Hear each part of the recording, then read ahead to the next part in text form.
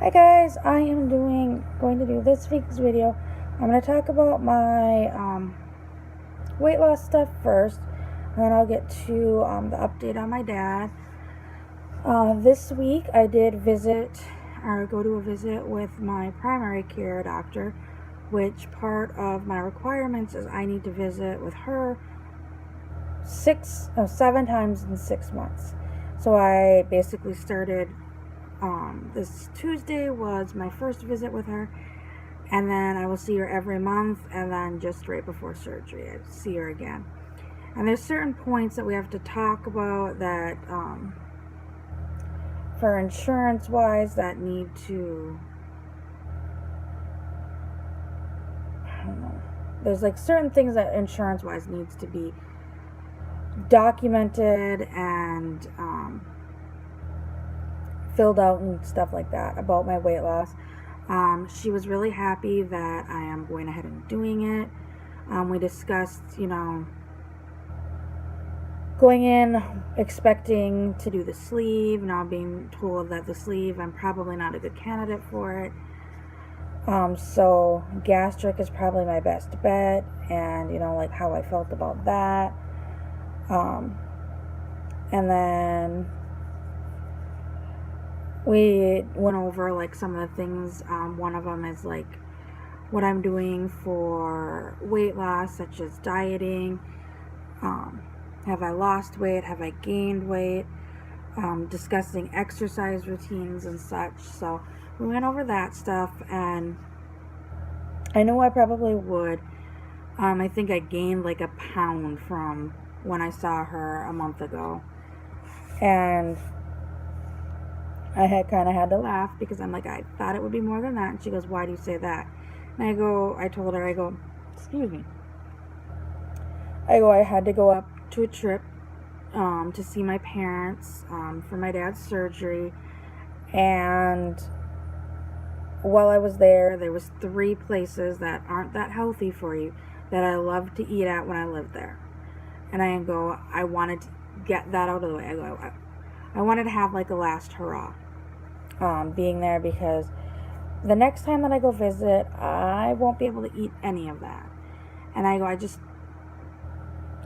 it was almost like I wanted a closure to it. And I said, so we went to the 3 places, and I was happy with that. I came home happy with the choice of eating at those places. And, this is probably the last time I will get to eat this. One of them I can probably eat if we went there again. The other 2 probably not. One of them I might be able to in like a few years once I'm on more solid food. But, with the gastric, I'm going to have to be incredibly picky on what I eat. And I have to be able to get in all my nutrients and like vitamins and proteins and stuff like that in a day, as well as I need to get in enough water within a day. So basically, I'm going to have to be drinking like an ounce of water every 15 minutes when I'm awake to make sure I stay hydrated. But if I want to eat, I kind of have to pick and choose. So this meal is going to be more protein, this meal is going to be more vegetables, this meal is going to be more this. It's not going to be, I'll be eating smaller portions more times during the day. So instead of like most people are eating 3 big meals a day, I will be eating lots of smaller meals a day. And so I realize this, I understand that, and that is where I know what's going to have to be that way. So, I was happy with the decision. I knew I'd probably gain some weight doing that. And then she goes, as long as you realize that, and it's not like you went out to buffets for a week. And I said, no, it wasn't. I didn't go out to buffets for a week. I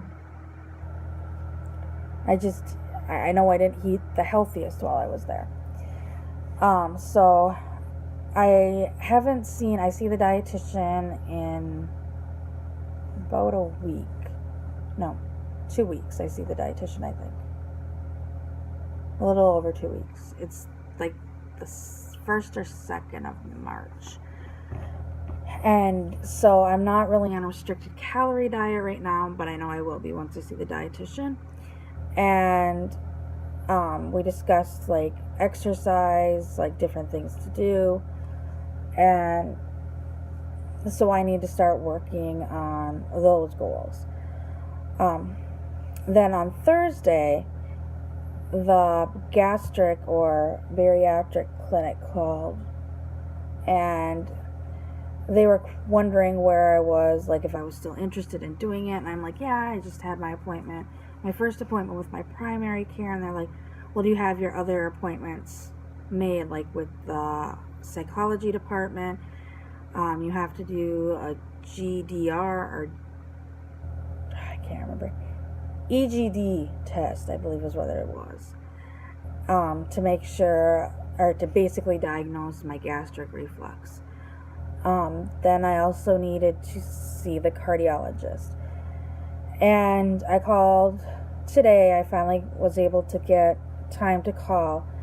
And surprise, surprise, none of the referrals have been put in. So I had to call back my primary doctor to get all the referrals in because she thought that bariatric did it. Bariatric thought she did it. So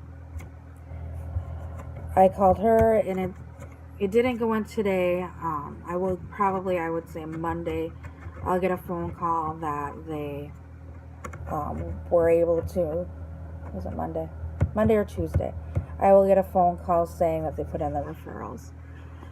And then I can schedule them, which it's a little bit frustrating, especially with the psych stuff that I need to do, because that has a 30 plus day wait.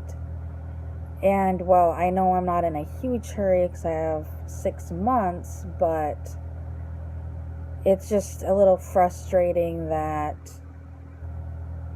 you know, it has to be pushed back, even though it's a few days. And I kind of wondered why they hadn't called me yet to do the scheduling, but it makes sense. They have no referrals. So, and other than that, when I got home, actually the day that I was flying home, my husband calls me that morning, is like, what does pink eye look like? Like, what do you mean, what does pink eye look like? And he's like, well, my mom just called and she thinks our daughter has pink eye. I'm like, well, what is it like? And he goes, well, her eyes was a little discharge around it, kind of crusty. My mom just cleaned it up.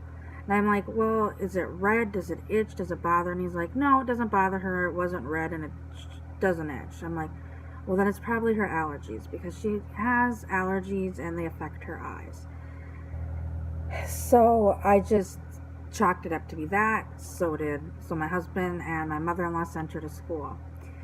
I got home Monday night pretty late, and I didn't see the kids till Tuesday morning. And my daughter wakes up and she comes in and her eye was like matted shut with the nastiness from pink eye. And as soon as we got her eye open, I mean, her eye was like flaming red. So it's like, oh, you're not going to school today. So I took her in, and she did have pink eye, which I already knew by seeing in the morning. So we got her eye drops, got her note for school. Then Wednesday,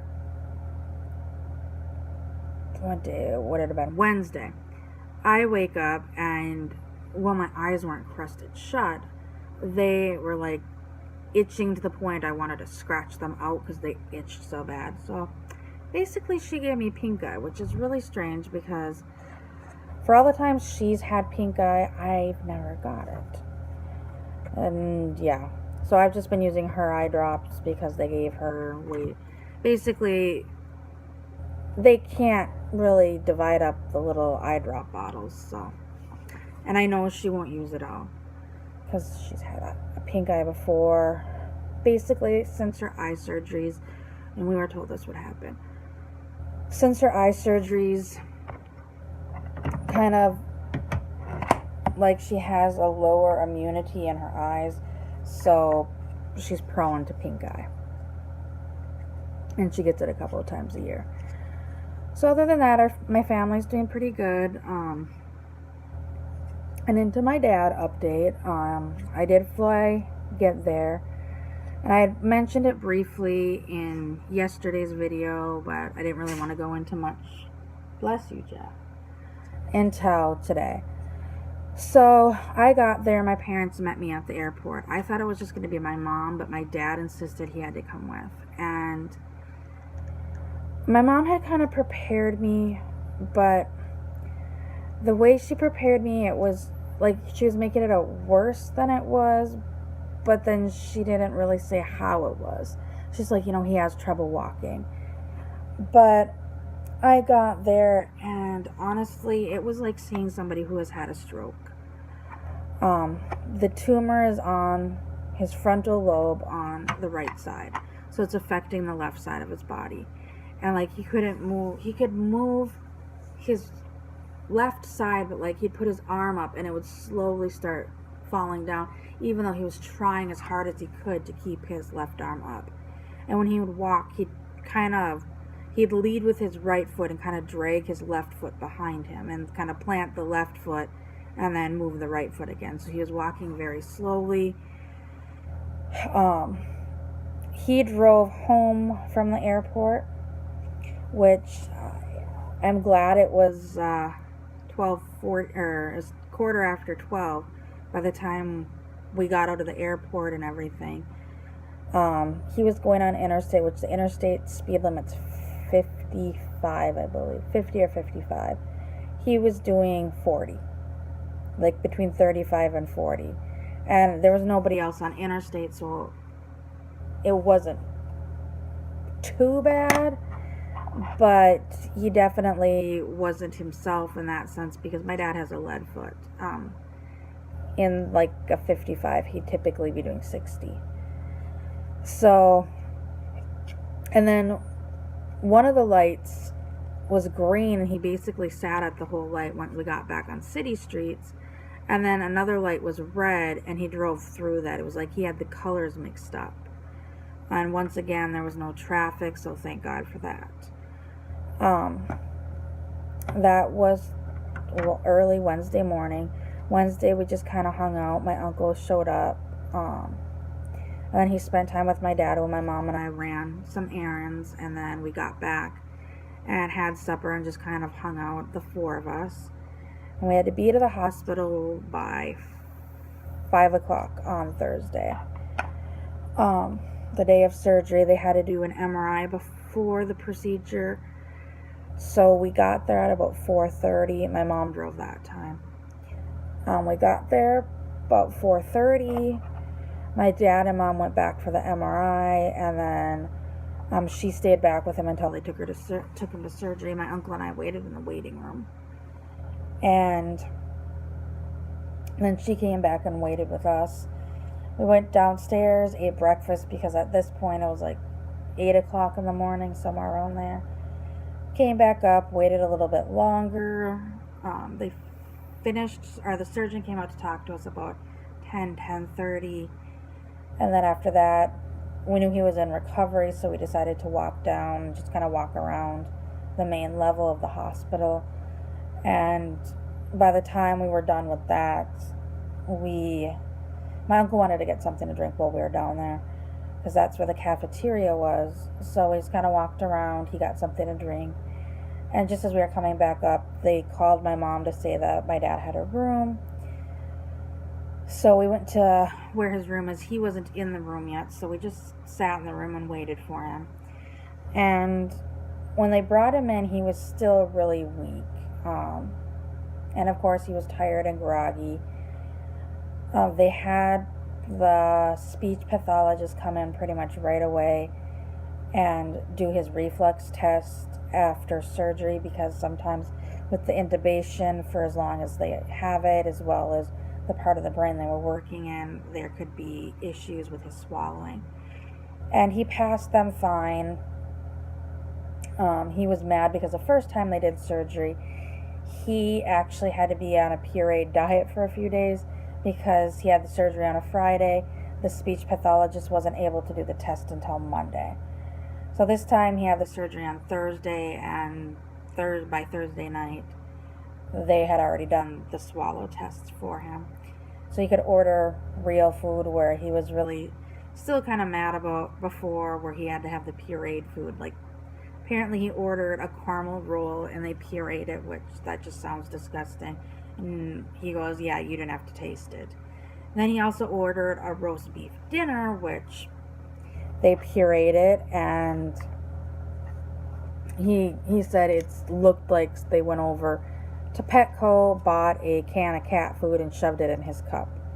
So he kind of sent that back, and they did send some mashed potatoes up that were not like full mashed potato consistency, kind of pureed mashed potatoes. So they were a little bit thinner mashed potatoes. So he said those weren't too bad. But the second surgery, the one that I was there for, Thursday night, he didn't really want to eat anything. We finally convinced him. I believe he ordered a salad. It was something really small. What we finally got him to order something, because he didn't want to eat it all. And then we left probably around 8-ish. No, it was earlier than that. It was before it got dark. So it was probably between 5 and 6 we left the hospital, just after his food came. And the only thing after surgery he was also mad about is he wanted his catheter out so bad. They had to have a catheter in him because they didn't want him to get up and walk around much. As well as they had to make sure everything was still, his kidneys and everything were still working properly after the surgery. And in case they had to go back in, they wouldn't have to redo it. Excuse me. So he kept asking them to take it out, and then he started kidding with us. So anytime my mom, my uncle, or I had to use the restroom, he was starting to charge us, because he didn't think it was fair that he was paying for the room and we were getting to use the facilities. Then also, he decided he was going to charge anybody that came up to see him, because he wanted a chocolate donut. So he was going to charge anybody that came up to see him a chocolate donut. So my mom and I had to go get chocolate donuts, although he couldn't eat them yet because his blood sugars were high, because they had him on steroids. So we just left them in there before we came home, as well as my dad's very ornery. He doesn't answer questions seriously. He's kind of a smart ass. Actually, not kind of. He really is one. They would ask him his name, and he would give him his name, and then they'd say, okay, what's your birthday? And sometimes he'd say his birthday. One nurse, because they had to keep asking it every time they came in, the one nurse asked him what his birthday was, and he goes, didn't you ask me that an hour ago? And she's like, yeah, well, we got to ask you. And he goes, why, you going to send me a birthday card? And stuff like that. And also, like, they would ask him why he was in the hospital, where he was at. And instead of saying at the hospital in Fargo, he would say, I'm at the loony bin in Fargo. As long as he got the Fargo right, they kind of left him alone with that. Because we told them, if he's going to answer those questions correctly and not give you any crap, then you need to worry, because that's not him. Also, they would ask him what he had done, and he'd always answer it hemorrhoid surgery. And then finally he started, because they were getting a little frustrated with that answer, he finally started saying, you went in to see if I had a brain and removed part of it. And a lot of the nurses were like, you know what, that's close enough. So they took that as an answer. So we left. We went home. We all went to bed early because we were all exhausted. Friday, we got up. We went to the hospital. By the time we got to the hospital, they had already actually taken his catheter out. So he was happy about that. He was able to kind of get up and walk around a little bit with assistance. And right away, we noticed a difference on Friday. Like, he could lift his left arm above his head, which he couldn't do that before. When he'd walk, he could pick his left leg up, which he couldn't before. So it was like night and day, like going into surgery looking like a stroke patient, coming out looking semi-normal with his motor skills. So he had OT and PT come in. PT said he actually looked better before or after than before. And OT gave my mom some like exercises to work with his fine motor, which they said it didn't seem to be any issues with it. So Friday, I mean, he was acting squirrely like himself.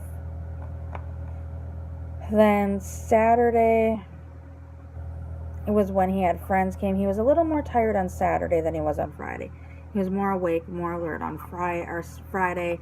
He was more squirrely on Friday, although on Saturday he had quite a few visitors. So I'm thinking between, anytime you have any kind of surgery, third day is always the worst. Third through fifth day are usually the worst. So they sent, or he just was tired, more tired is what it seemed like. So, we stayed with him for a while after all the visitors left, and then we left not long after so he could sleep. And then Sunday, what was that? Saturday,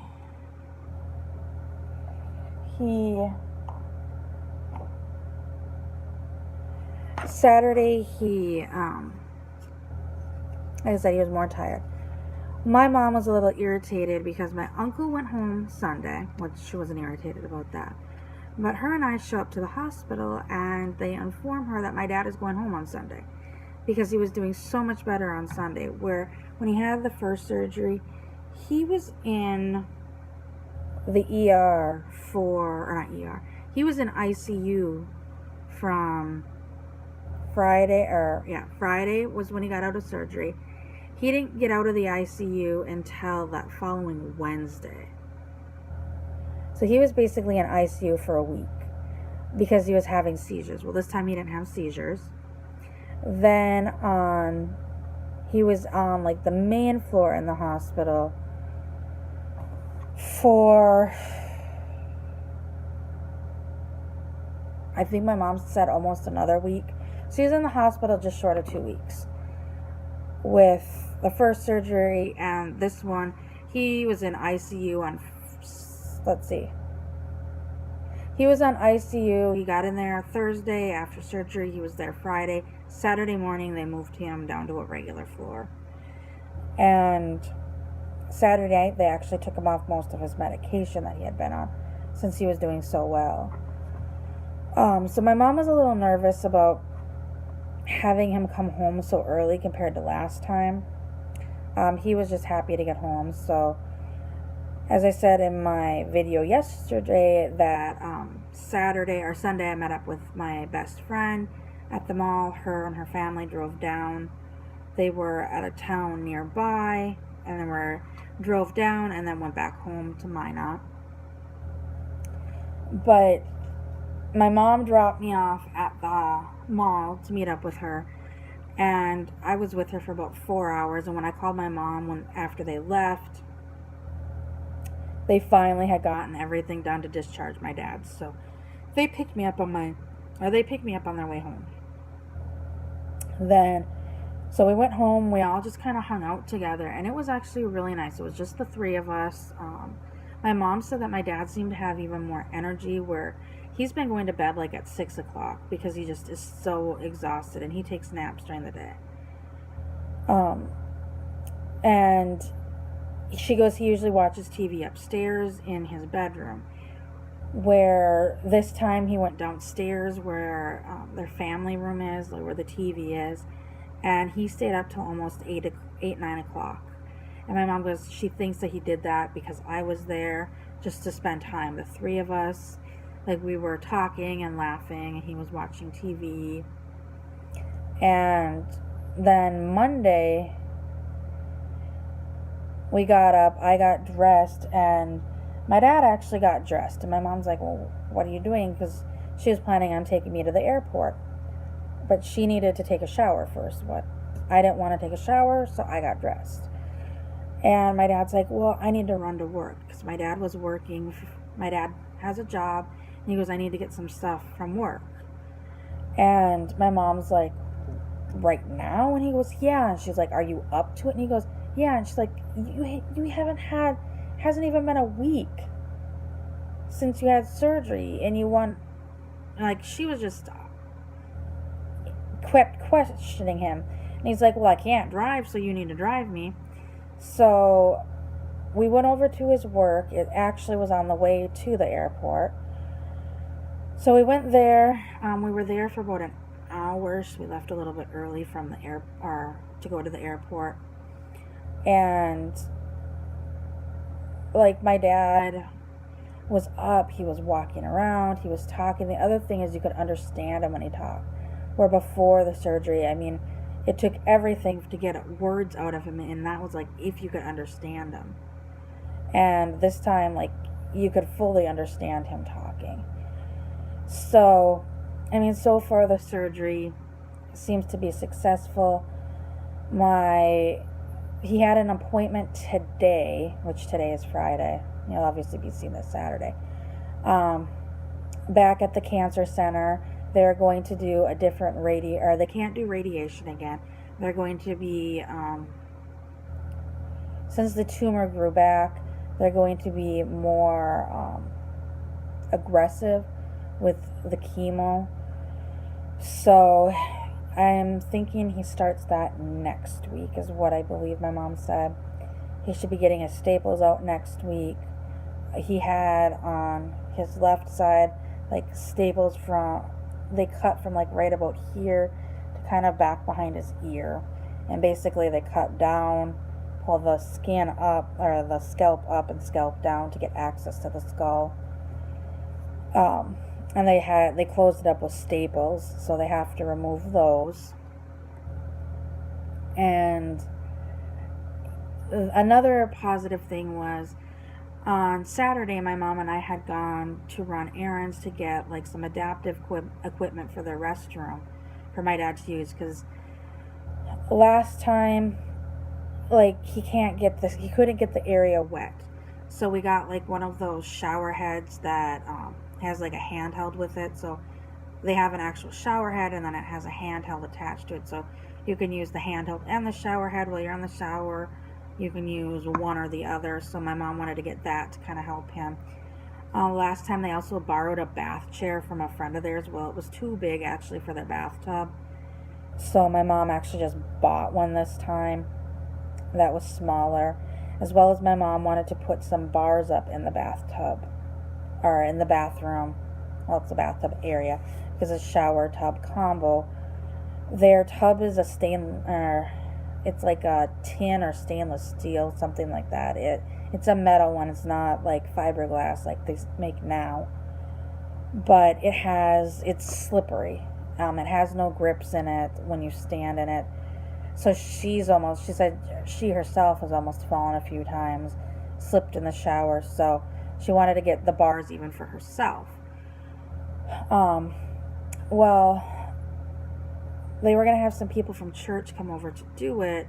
Well, they couldn't do it right away. And then my dad was afraid he was going to do it. So he's like, you know what, just call this plumber that my parents have used before. They've used them numerous times. In fact, my husband and I, when we had a house there, we've used them as well. And he said, see if they do something like that. And so my mom called Tuesday. I think she said Tuesday afternoon, and they had scheduled it for Wednesday afternoon. And just Wednesday morning they called and said, you know what, let's just come out and do it now. And my mom was like impressed with, they came out, they did it. She had bought the stuff, and they told her to take it back because the stuff they had was apparently my mom didn't buy the correct stuff. She just bought some stuff. We weren't even sure what we should have been buying. And they said that it wasn't the correct stuff for a shower.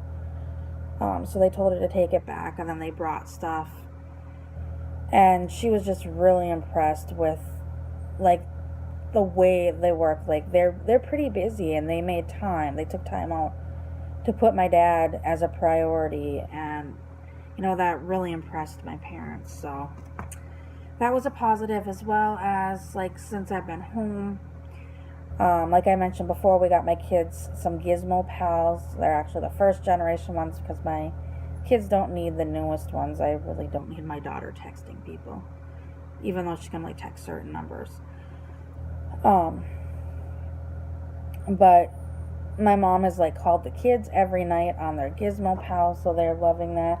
And before surgery, my dad really wouldn't talk to the kids, and when my mom calls, he'll talk to each one of them, and he's pretty much talked to them each night, I believe.